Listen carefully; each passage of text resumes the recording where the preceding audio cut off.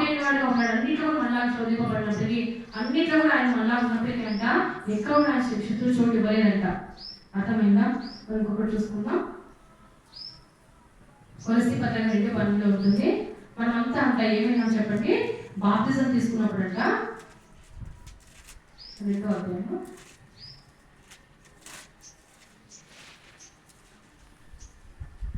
12 వచనం. మీరు బాప్తిజంతో ఆయనతో కూడా పాతపెట్టబడిన వారే ఆయన మృతుల నుండి లేపిన ప్రభావం ముందు విశ్వసించడం ద్వారా ఆయనతో కూడా లేపబడినారంట. మనతో కూడా ఏమైనా చెప్పండి, ఆయనతో పాటు అంటే ఎప్పుడైతే బాప్తిజం తీసుకున్నామో మన పాత జీవితాలు చనిపోయినాం. అర్థమైందా?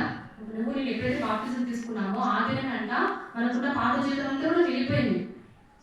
ఆయనతో పాటు పాత పెట్టబడ్డామంట. తిరిగి ఆయన లేచినట్టుగా అయితే ఆయన పుత్రులను లేచినాడు. ఆయన మనం కూడా అంట చనిపోయాడంట. కొత్త జీవితం అంటే అప్పటి నుంచి కొత్త వారిగా నూతన సృష్టిగా మార్చబడంట. ఆయన కూడా మనము జీవించాలని నేను ఆశపడతా ఉన్నాడు. ఆయనతో పాటు లేపబడ్డామంట. మనం ఆయన బ్రతికున్నాడు కాబట్టి మనము నిత్యం ఏమంట ఆయనతో పాటు జీవిస్తామంట. అలాగే 3:1 ఉంటుంది. మీరు క్రీస్తుతో కూడా లేపబడిన వారైతే పైన వాటిని వెతుకుడి, అక్కడ క్రీస్తు దేవుడి